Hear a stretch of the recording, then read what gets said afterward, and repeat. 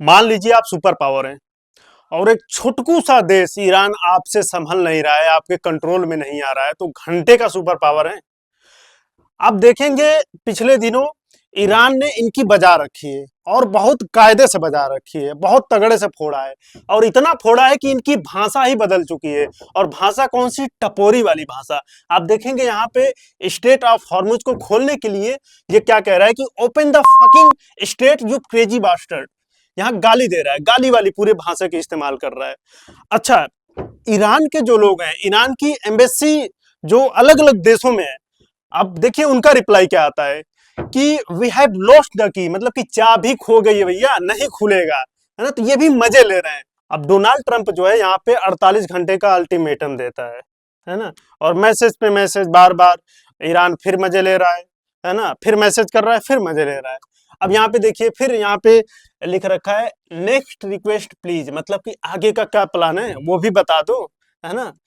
तो ये चल रहा है भाई इनका मजे से। सीज फायर के लिए एक से एक मैसेजेस उल्टा पुल्टा, ताकि मान जाए।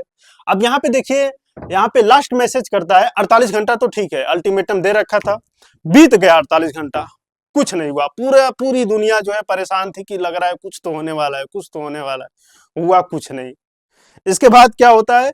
इसके बाद होता है कि 24 घंटे का फिर टाइम देता है ना, और एक मैसेज डालता है क्या कि a whole civilization will die tonight, मतलब कि इस रात जो है पूरी ईरानियन सभ्यता को ही मैं यहाँ पे समाप्त कर दूंगा अगर ईरान यहाँ पे सीज फायर नहीं करता है तो, है ना। इसके जितने भी पुल हैं, जितने भी पावर प्लांट है, सब उड़ा दिया जाएगा। इसके बाद ईरान क्या करता है कि उसे अपने ईरानियन से वो उनको आवाहन करता है और बुलाता है कि यदि आपके अंदर राष्ट्र के प्रति एकता है, अखंडता है, तो आपको घर से बाहर निकलना होगा और अपने पावर प्लांट की रक्षा करनी होगी, अपने ब्रिजेस की रक्षा करनी होगी। और लोग लाखों की संख्या में बाहर निकलते हैं और आप देखेंगे कि एकदम लाइन से लगा के घेर के खड़े हो जाते हैं।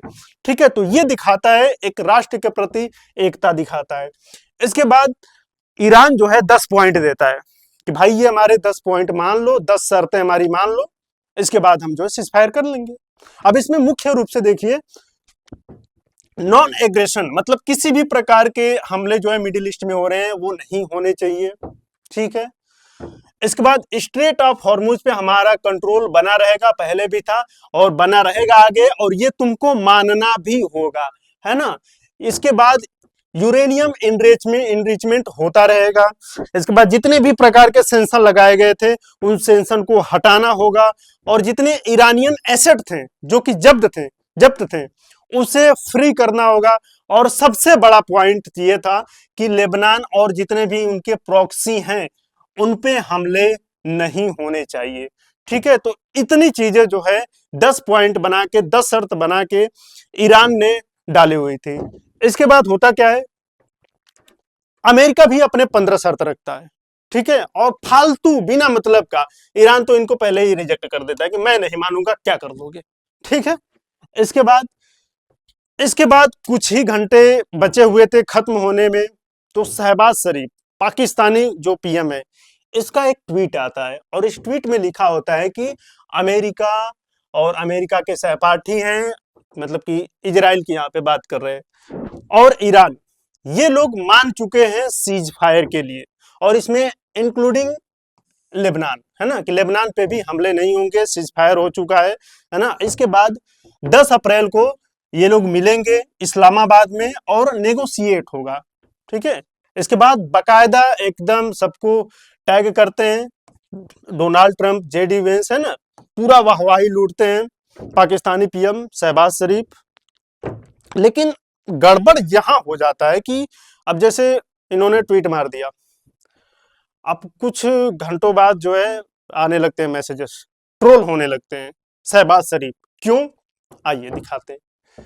देखिए यहां पे पढ़िए, draft Pakistan PM message on x, है ना, मतलब कि ये जो आपको लिखा हुआ है, ये टोटल ये है ना, ये किसी दूसरे का ये ड्राफ्ट है, यानी किसी दूसरे का लिखा हुआ था।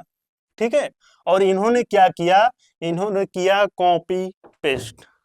ठीक है, अब लिखा किसके द्वारा गया? भाई अमेरिका के द्वारा लिखा गया होगा, और किसके द्वारा? तो ये क्या करता है कि कॉपी करके तुरंत पेस्ट मार देता है। थोड़ा सा सब्र नहीं हुआ कि भाई थोड़ा सा देख के एडिटिंग तो कर लें, थोड़ा सा तो काट पीट लें, नहीं, तुरंत जो है जैसे कॉपी पेस्ट मार दिया। ठीक है, ट्रोल होने के बाद इसको एडिट करके फिर से मैसेज, ये मैसेज है, इसके नीचे आपको दिख नहीं रहा होगा, है ना, यहाँ पे एडिटेड टेक्स्ट लिखा है, लेकिन ये थोड़ा सा कट गया है। चलिए, तो इससे पता चल जाता है कि इन्होंने खुद से नहीं मैसेज कर रखा है, दूसरे का मैसेज है और उसने अमेरिका नहीं से करवा रखा है। इनका योगदान बस इतना है कि इन्होंने कॉपी पेस्ट करा है। ठीक है, और वैसे भी कॉपी पेस्ट में पाकिस्तानी आगे ही रहते हैं। इसके बाद खूब इनके मजे लिए जाते हैं, है ना, न्यूज बनता है, बहुत इनके जो है मजे लिए जाते हैं। सीज फायर की घोषणा यहाँ पे हो चुकी है, लेकिन यहाँ पे ईरान का एक द्वीप है, लावन द्वीप, यहाँ पे ये तेल का द्वीप है, आइसलैंड है, यहाँ पे हमला हो जाता है। ठीक है, हमला किसने किया, अमेरिका ने किया या इजराइल ने किया, ये पता नहीं चलता है। ठीक है, अब तो यहाँ पे क्या करता है, ईरान की वापस फिर से हमला शुरू कर देता है, फिर से जो है सीज फायर खत्म करके फिर से शुरू कर देता है और यूएई और कुवैत पर हमला शुरू कर देता है। चलिए, ये तो ठीक है भाई, हमला किया तो हमने भी किया, है ना। अब उसके सुबह में क्या होता है, सीज फायर तो मान के चलिए हो गया था। क्या होता है कि इजराइल जो है हमला करता है लेबनान पर, और ये माना जा रहा है कि अब तक का दुनिया का सबसे भीषण हमला हुआ, या इस युद्ध का माने तो सबसे भीषण हमला था।